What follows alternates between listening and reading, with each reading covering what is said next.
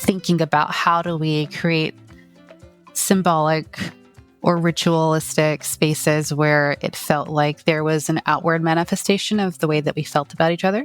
And we came up with something, and it was great, and it was small, and it was like an inside joke, and that's all that was needed. And so whatever that legitimacy looks like for you, just asking yourself, how big does it actually need to be? Do other people need to actually see that legitimacy for you to feel like it is weighty? And does it need to look like the relationship escalator that we've been kind of brought up to believe? And if it does, awesome. Being honest with yourself is huge. And then if it doesn't, great. Let's be a little creative and figure out what works for the two of you. Welcome to Normalizing Non-Monogamy, the podcast where we interview incredible people from all over the world to hear their personal journeys of self-discovery through the lenses of love, sex, and relationships. Our mission is to show people that they're not alone and to inspire them to embrace their true selves so that together we can open minds and live authentically without shame. We believe everyone's story is powerful and beautiful, yet it's important to remember that everyone does life a little bit differently and that the views and opinions expressed by our guests do not necessarily reflect our own. Additionally, we aren't doctors. Please consult a medical professional for anything regarding your health that you might learn about on the show. Enjoy! Hi, and welcome to Ask Us Anything, where we answer questions from our community, lovely people that you are. I'm Meshai, and I'm here confiscating this mic with Fin, and we're excited to spend some time with you all. Yeah. Hi, Meshai. So excited to do this. We're sneaking up on all the holidays here, and it's exciting to sit down and chat with you about some questions from our people.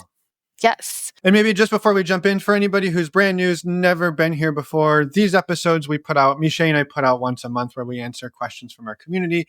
And every week, Emma and I, my partner Emma and I, we interview people who are non-monogamous to have them tell their stories. So we got a variety of options here. But today, Meshai and I are going to talk about questions. And we've got a little bit of background on why we're sort of qualified. Well, you're much more qualified than I, but we're doing our best here. Do you mind, Meshai, just giving people like the 20-second who is Meshai if this is their first time tuning in? Yes, I am a licensed marriage and family therapist.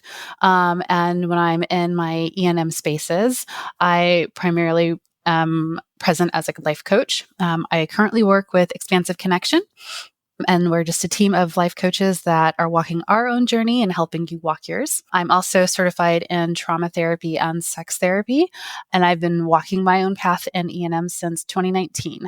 So yeah, on my side, my experience in this has been largely, almost 20 years of exploring non-monogamy with my partner, Emma. It's looked a lot of different ways. We've gone everywhere from swinging to back to monogamy to the full-blown sort of polyamory.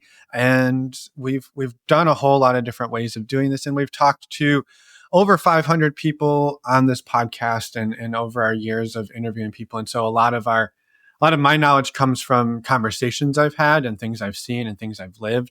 And I also did a sex and relationship coaching program that took about 18 months or so to complete. And I finished that earlier this year in March. So we're bringing a lot of experience here. And also just a reminder, these are a lot of opinions. There's not a right or wrong answer. And I think that's actually the beauty of the two questions we've got today is there's a lot of room for you to do it your way. Yeah, I like that. That's very true. This is all, it has to match you, kind of like the E&M journey. Like no one's journey looks exactly like someone else's. So very true. Yeah, exactly. Well, maybe with that, we'll dive into just the first question. And just a reminder too, these questions this week came from within our virtual community. So Emma and I have a virtual community of about 300 people. And these questions came from there. But if you're out there listening and you have a question, you can send us a question via voicemail or email, and we would love to have it on the show. You don't have to be part of our community. But again, today's are from in the community. Can I still consider myself or describe myself as non-monogamous if I am currently practicing monogamy with my partner, basically because I just haven't met anyone else to be in connection with, although I'm certainly open to it. So how to straddle, using a fun word, the non-monogamy lifestyle when in practice I may not be non-monogamous. And especially, it's not that I don't want to be, it's just that I haven't met another human that lights me up. Thank you. All right, Meshai. And this is another disclaimer. We usually sit and chat about these beforehand and come up with what we're going to say. We didn't today. Nope, we didn't have time today. So I know I made notes on my end and you've made notes on your end, but we have not. There might be some crossover. Yeah, we haven't synchronized our notes. So we're just coming in blind, but I'm curious what you think about this one. The first thing that like pops up for me is like, if someone is monogamous, no one ever sits there and goes, "Hey, are you still monogamous if you're not dating anybody?" I don't think it changes your orientation or the way that you show up in the world because you aren't outwardly demonstrating what that connection looks like. So please, my invitation is to you. Don't invite that in, because in other spaces, that would not even be a question. You are who you are, and that would be accepted. And I think that applies here as well. Yeah. I love that you said that, because I had a note here that was written that just said, what happens to monogamous people when they break up with someone? What should we call them? And because I that was exactly where my mind went was, yeah, when you're in a monogamous partnership and you break up, people don't come to you and be like, well, I guess you're just not doing anything now, because you're not, like, the only way you can be and call yourself any type of relationship style is by actively being in it. Like, that's crazy. Mm-hmm. Mm-hmm. Like, what even are you now? Yeah, what are you? We don't know.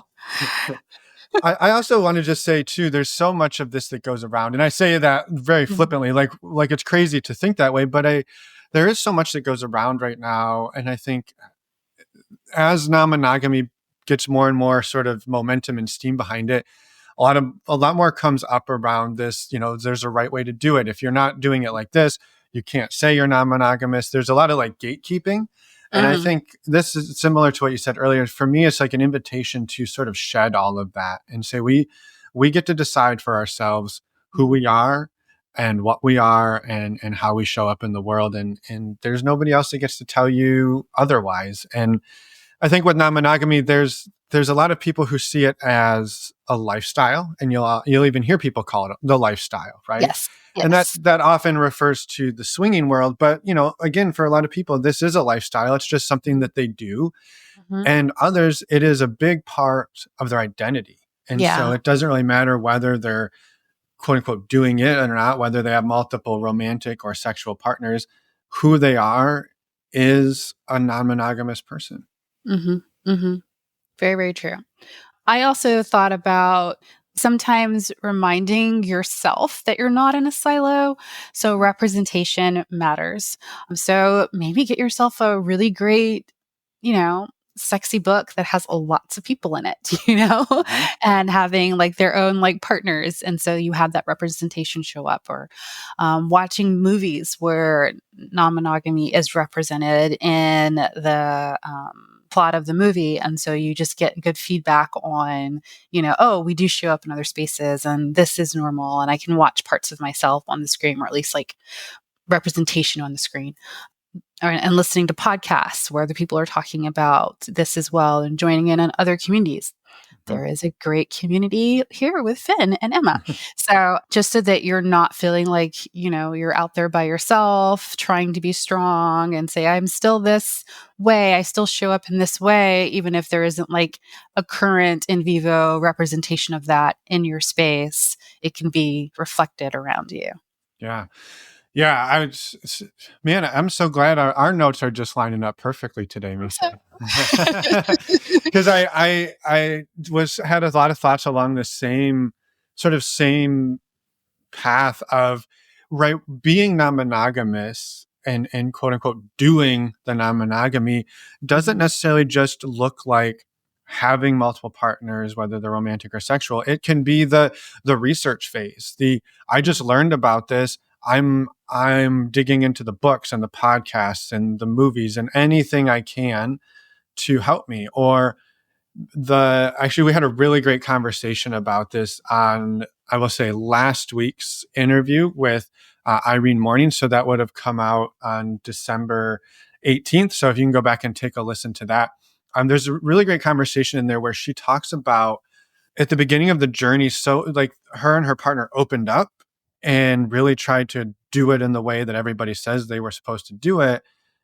And it really messed with them. And they had to really dial it back and sort of almost quote unquote stop. But then it turned into a whole bunch of inner work, self work, and healing.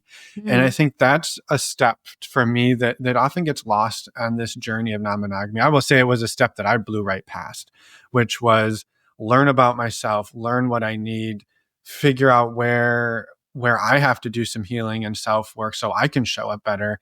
And I think that to me is just as much a part of the journey of being non-monogamous as it is going on dates with multiple people or going to parties, is the getting myself in the right space to actually be here, regardless however many partners I have. Yeah.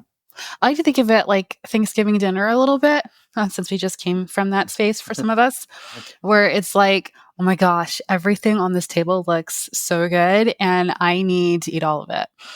And I know that for me personally, I filled my plate to the brim when I first started in E&M. And then, sometimes when you eat too much, like 10 minutes later, you're like, oh, wait, I overate and now I'm uncomfortable and this doesn't feel good. And so I got to pause from being like overly fed and ask myself, how did I want to show up? Because maybe next time when I come back to this table, what I really want is try a little bit of everything. Or maybe I just want to try a little bit and then rest and talk to the people around me and engage with the people at the table and then try some more. Just because there's no right way to do this. And two, the food's not going anywhere. You can take some time. You can choose to fill your plate up differently than everybody else. You can choose to even not fill your plate up. Doesn't mean the food's not there. Doesn't mean you're not sitting at the table. On all of those things are okay. Yeah. Meshai, we just keep doing it. I had my next bullet point was how this can create a lot of these mindsets out there can create pressure for us to jump into partnerships that aren't right for us, situations that aren't right for us. And I feel like that's exactly what you just said, right? Like you can feel like, well, hey, I'm at Thanksgiving dinner. The thing we do at Thanksgiving is we stuff ourselves to the gills. Right? That might not be what's best for you, right? Jumping in and being like, I have 3 partners and 2 primary partners and I'm going on dates and you've maybe seen other people do that. And maybe it appears like they're doing that wonderfully from the outside, right? You also don't know what's going on for them on the inside. True. But it can be really scary when you start to try to do something that looks amazing and it's not going well for you. It can be scary that either, well, you're a failure, you're an imposter, or you might even get ostracized from your community for not fitting in. And so to give people a lot of that grace that there is a lot of pressure and a lot out there telling us how we should do things. I mean, we've just fought to get out of the monogamy, mindset and all of the ways that we're supposed to do that. And it can be really easy to walk out of one sort of dogma into another. Yeah. And just that you can do this in your way. You can slow down, take what feels right, leave what doesn't, and know that, maybe in a year or two, you bring in other pieces that now you have room for. I like that. Oh, another thing is, I don't know if this is accessible to you, but for some people, they have like meetup groups in their cities or towns for people who are non-monogamous to just do things in the community or to meet up for coffee. And if that is accessible to you, you can find really tangible ways of just seeing that reflected back to you. And then if you don't have that, maybe sometimes just being in LGBTQ spaces will give you that same kind of like, oh, people are doing life differently than the mononormative script. And sometimes that kind of scratches the itch in the same way. So I don't know if that's available, but if it is, it might fit the bill a little bit. Yeah. Yeah, I love that.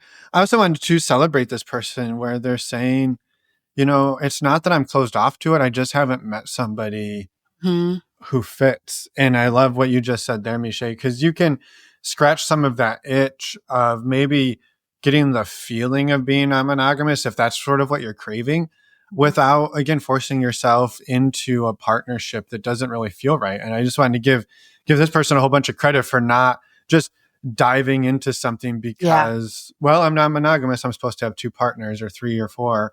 So, Mhm. right, I'm just going to do it, versus where they're like, I just haven't found anybody that scratches that itch, which to me, so much better than just forcing ourselves into something that doesn't really feel right to check a box. Mhm. And it's like wisdom of yourself, like knowing like this is doesn't feel good for me. And so I'm gonna take good care of myself and my heart and my time until someone else comes around where it's worth me exploring those spaces with. So that's Right really on. that's wisdom. Yeah. So bottom line, we both give this one a yes, you're allowed to call Mhm. yourself non-monogamous. Absolutely. Yes. Absolutely. Yeah. I feel very rarely that you and I, or even that there are right answers in this world, but I feel confident about this one, that you Me can too. call yourself non-monogamous Mhm. if you want to, whether or not you have 1 partner or 0 partners. Yeah. Maybe you have 0 partners. That's Mhm. totally a valid way to be non-monogamous as well. Mhm. It's also like how you show up in the world, your perspective, and what you would like and have space and invitation around. Like all of Yep. those things count. Agreed. All right. Well, solved that one. Easy Okay. peasy. Right? Next one is not quite as easy, I don't think. It's a good one though. It is. All right. So I'm going to read this one out loud. It's a little bit longer, but it's not too bad. So, my question has to do with giving legitimacy to all of my relationships. For context, I've been married for over 15 years. The world recognizes that relationship, and we benefit from a ton of privilege based on this alone. This union is never questioned, and even if I'm super annoyed by my husband, I can complain to sympathetic friends who don't assume our arguments are due to the nature of our relationship. As I've started to quote unquote come out to more friends and family, my relationship with my other partner is not always seen as quite as serious, despite that it is serious, loving, and long term. There's not the same space to complain about any issue, even benign ones like scheduling difficulties. And there is also not a ton of room to rave about the great things either, since I don't always get the engagement back from people in the monogamous world when I'm trying to talk about this. On top of that, we live in a world without protections for our relationship and lifestyle choices. Neither my partner nor I are fully out, and we have to tread carefully regarding this. When employment and family relationships are at stake, this is understandable, but doesn't always feel authentic or great. So my question is, what are some ways to engage authentically with partners when the rest of the world is not always on board? Yeah, It's a good one. yeah. What are your thoughts on this one? I think this one's hard. I want to start with the bottom and work my way up, but that's not how the question started. But I did want to maybe just like start with the authenticity piece and say that like this can be done in safe spaces. And I think that's kind of the kicker here, is that it's really hard and maybe sometimes trepidatious a little bit with those safe spaces, because some people are accepting and open to a point, Mm-hmm. or they just haven't been able to wrap their minds around it, even if they love you a ton. Right. And so those safe spaces can seem a little precarious, but that doesn't have to change your authenticity. However, it does change how much you disclose and how you show up in those spaces, even if they're authentic, because they also have to be safe. Yeah. Yeah, I love that. And a couple of the first sort of notes I had on this, I think are similar, around thinking about what it is. What does authenticity mean to you? Mm, What is it that you're really needing and wanting out of a partnership? And I'm not saying that this person didn't do that, but and I think this is one of those things that can also change, right? Where I am today, what I'm wanting out of non-monogamy and what I wanted 3 years ago, 10 years ago, they look very different, so I just want to mhm. acknowledge that we're always ever changing. Progress. Yeah.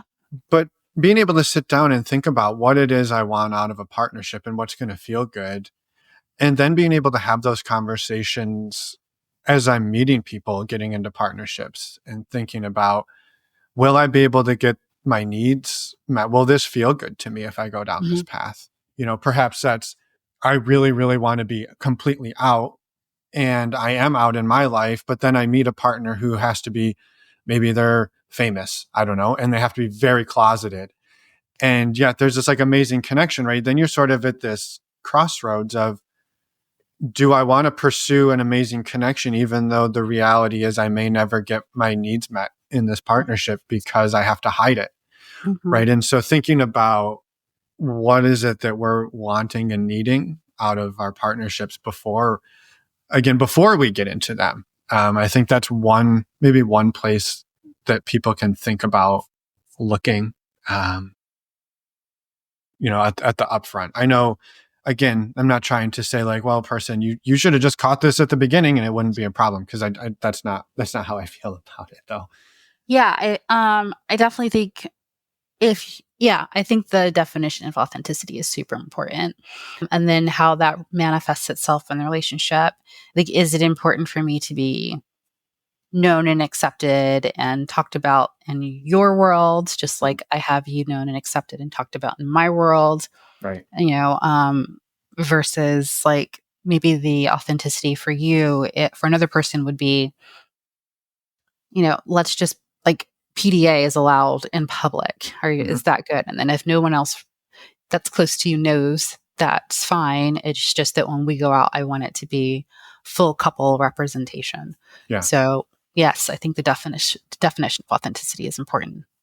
Yeah, and I think too with that, remembering that not all relationships are going to look the same. And I want to say too, I've got some ideas and tricks on like how to maybe achieve some of these things, but I just kind of the framework at the beginning was what got me thinking here. But that right, you have a 15-year partnership with your husband, and you have another partnership, let's say it's even a year or two old, right? Those are most likely not going to look the same. And so I think it can really skew I guess this is why I keep saying, like, think about what it means to be authentic, because we can really fall into a trap of the only thing that could be authentic is if it looks like what I know, which is a 15-year marriage. And the chances of any new partnership coming along and looking and having the same, privileges and all of that is a decade plus long marriage is really just, it's not realistic. Yes. And so I think just keeping in mind that we often become accustomed to what is expected, and we can put that on ourselves as well. Also, like, expecting that from other people makes you miss steps in the relationship that you would not hopefully miss if you were going slower and giving the lifespan of that relationship its due diligence. If you're jumping straight to like equal instead of equitable, Yeah. then I think you kind of do yourself a disservice of being able to explore all of that goodness of the new or the shorter term. And then also kind of maybe do a disservice to the longer relationship if you're trying to treat it like the one that is in a smaller time frame. Like, they can both be beautiful in their own spaces. Totally. I had a reference to an episode 324. We talked to Carrie Jerslow, who's got a podcast called the Relationship Diversity Podcast. But on the interview we had with her, she talked about how sort of at the beginning of her, so she's married, been long-term married. She's in a long-term marriage, and then formed a new partnership. And at the beginning, there was this sort of tension of trying to make the two look very similar. And this is what you just talked about, right? There's this, how do I bring the new one up to match the existing? But also, when you have a new partnership, there's all of this, excitement. There's the new relationship energy that's maybe hot and sexy in a way that your 15-year marriage isn't. How do I now bring the new relationship to where the old one is? And how do I bring the old relationship to the same level of energy that a new one, right? And so you're trying to like force two very different things to be very similar. Yeah. And she talked about how she sort of had this epiphany where she was like, I just had to accept that this new partnership in some ways was a bubble. And I just had to accept that. Like, it is different. I'm going to go away for the weekend. I don't have work. I don't have kids. I can escape. And is just calling that out as, calling it out with my husband and calling it out with my partner, right? This is a this is a fantasy world in some ways. I'm escaping. And that's not to say that over time those two don't start to find equilibrium, but trying to force it out of the gate is really tough. Yeah. Yeah.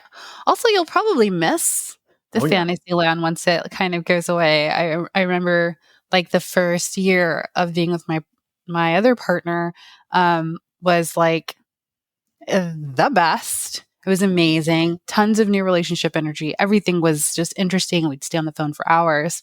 Fast forward that 3 years in, it does not look like that. It is very comfortable. And it's like we know way more and our conversations are different. But if I had tried to bring that up to speed to my long-term relationship, then I would have missed out on all those like nice, warm, sexy, also like blood rushing newness. And now I get to appreciate the comfortability of that relationship and where it is now, even though even after the 3 years, it still doesn't look exactly like the longer relationship. And so, you know, you get to enjoy all parts. And so reminding yourself that one of the beauties of E&M is allowing each relationship to wholly become its own and develop and grow into its own entity. Yeah. Yeah. And so I feel like we've given the pep talk on the internal mindset that we have to maybe come around. Yeah. I'm curious, Meshai, did you have any thoughts on how do we maybe show up more authentically than in these partnerships, or help these relationships feel more authentic to who we are? Well, I like the fact that you said like calling things out for what they are. Like if this is an RA, if this is a bubble, like acknowledge that. Don't try to make it seem like it's not. And then also recognizing that on some level there is relationship privilege. I think trying to dismantle all of it at the same time or completely make everything equal doesn't give weightiness to the feelings that come up around relationship privilege for the longer one. So acknowledging that is important. And then also I want to acknowledge that it's annoying that other people are like, oh, you guys are having problems because this is the second relationship. That makes sense. Like being able to find people that you can just say, this is a relationship I'm in and this is where we're at, and have people that are rooting for you and your ability to be flexible and how you view love and partnership is important. And that the truth is there might not be a lot of people like that in your life. I think like this particular way of looking at life is scary for a lot of people. And some people don't want to do that kind of emotional or time gymnastics, and that's okay too. Yeah. And then also I wanted to give space for the fact that a lot of times parts of relationship have to stay hidden from the people that you love or that you want to be open with, because it's just not safe. Maybe they won't get it. They won't validate the fact that this really is a real relationship and you actually care about that other person and the other person cares about you, even if you're not seeing eye to eye right now. Yeah. Yeah. All three of those, I had very similar things, and maybe we can kind of pick them apart a little bit. I think there was a piece that we've talked about a few times here around just the acknowledging this. And to me, this was like the first thought I had when I listened to this, was being able to talk to your partner and just call these things out and say, hey, look, for example, you're coming to my work Christmas party or my work whatever party, right? And I can't be out at work, but I really want you to be there. Yeah. And so we could sit and be upset that we can't have all sorts of PDA, or we could talk about it and say, hey, I want you here. You want to be here. This sucks.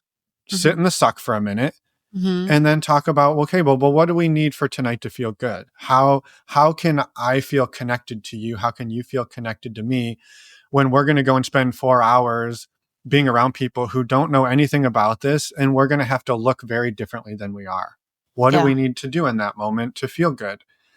And I think there's just a lot of power in being able to call it out rather than just hoping that you feel good through it and trying to find ways. But, then you can make it a little game if you want, right? Like, oh, we're going to come up with a secret signal or whatever, a tug on the ear or a wink or I like that. Just you can then take this and create ways that become authentic to you and your partnership with this person.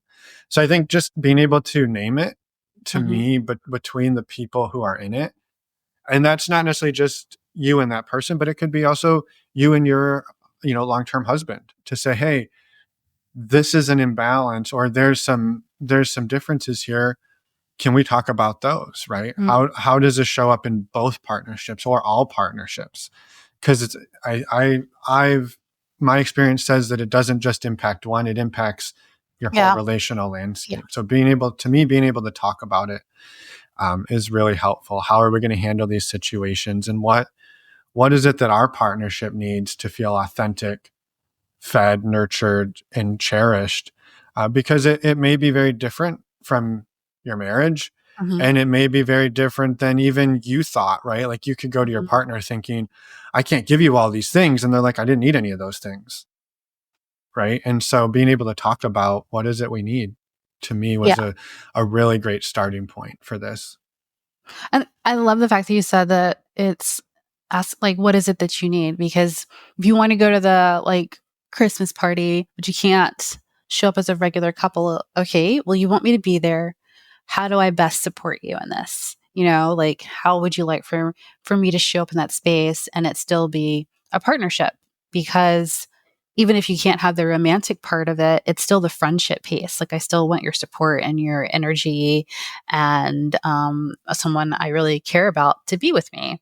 And that is just as important. So you're still being partnered, you're still showing up, you're still being supportive, and all of those things are important and they matter as well. So, and you get to do different roles, and sometimes if you look at it from less of a space of all the things I can't do, and more of in a space of all the things I get to do with this person, and this is how I'm included in their life, sometimes that feels a little better and it sits inside you better. And it's more of like, I want to be your support person. Yeah. Yeah. And I love what you said there. I didn't even think about that when I was sharing that. The idea that even just the act of that conversation, I mean, that takes intentionality, that takes thought, that takes dedication. And to me, that would, again, this is just my own, like that would really create a sense and a feeling of, man, this is an important partnership. Even Yeah. if for the next 4 hours, I'm going to have to go and be their quote unquote friend, I just had an experience that told me I am so much more than that. Yeah. Yeah. And, Yeah. and that these are the circumstances of our lives that we both, again, going back, we both talked about coming into this, I have to move through the world like this, but this is how important you are. And this is how I'm going to show it. I'm going to show it through how we approach these things, not what it looks like when I'm in the moment. Yeah. Yeah. And also being conscious of the relationship escalator. Do you feel like you should be seen this way? Or is it like, oh, this actually still works within the boundaries and understandings that we have for our relationship? Just making sure that it's not like what's driving you isn't the should. Yep. That makes sense. Totally. Yeah. The other piece I want to pull back in was what you said about sort of it just being isolating, and I think that's where I had this note about the importance of finding community and surrounding yourself in ways or around people that you don't have to explain, that you don't have to justify, that you can show up in, one moment you're holding hands and cuddling with this partner, and 3 minutes later it's somebody else, and nobody's going, what just happened? Who, what, like they just get it. So I think, again, I know it's a bit of an escape sometimes. It's not accessible to everybody to have this type of community as their day to day, but having it where you can go and find it, whether it's for a weekend or for events, to just get that feeling, as maybe you can start to bring it into your day to day. But again, not everybody has the freedom to come out and be out and just make this their daily life. And so I think that's why there's finding these spaces where you can be in that way is really helpful. And I think one of the other things I wanted to just kind of bring to light is that you can make your own form of legitimacy, right? Like, what feels like creating spaces of prominence and specialness in your world. Like, we do rituals around couple partnership all the time, but half of them are driven by like capitalism and the other half are like old as time, and it's just something that people did as a ritual. So no one's stopping anyone from performing these rituals with the people that they love. Which ones do you want to do? Why is it important? Does it fit into the way that you all have done relationship together? And it can go from small things like engagement rings or necklaces that have certain importance, or, like a particular trip that means the world to both of you, to sharing more time. It could also be moving in together, all the way to like making sure that you guys have financially looked at how we join forces, Mm-hmm. or being creative legally around how we take care of each other in the future. And so there's just a very huge continuum of legitimacy that you actually can engage in for yourselves that make it feel like this is actually a real relationship and there's weightiness to it. But you're the person who gets to put the weightiness to it. So, Yeah. yeah.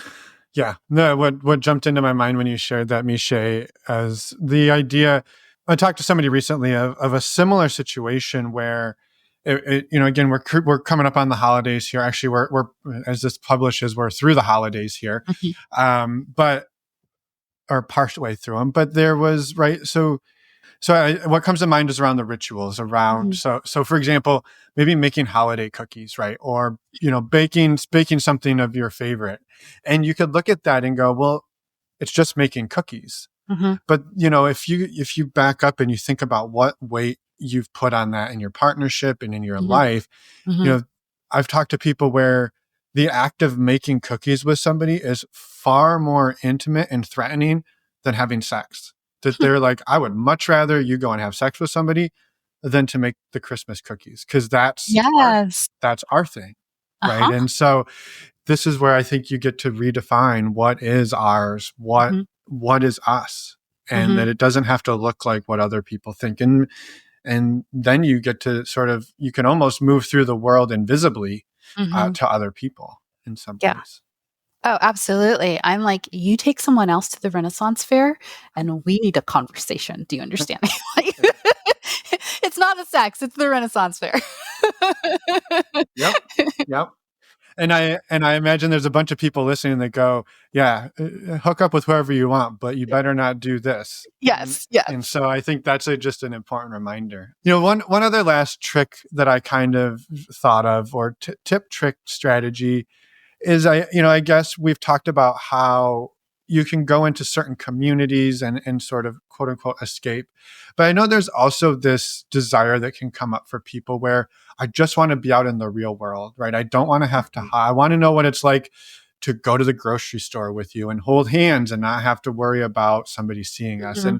And so again, if this is available, I think it can be a, a way to get some of that feeling. Again, it's not perfect, but to go on a trip or even just to go out of town, for a weekend or even an overnight, a few hours from where you live, where you can go to the grocery store, you can go to a restaurant, you can sit next to your partner and hold hands, and you're a little less worried that somebody from work or your church or wherever is going to wander in and see you. And you can kind of just have that sort of weekend escape to be in life. Yeah. It's still a little bit of an escape, but you get it without it being like, well, I have to go to the non-monogamy happy hour in order to be Yeah. myself. Get a couple hours away, and it's okay to go to the movies or go to dinner. Mm-hmm. Mm-hmm. I like all of those. Yeah. Not perfect solutions, but maybe ways to bring some of that into your partnership. Yeah.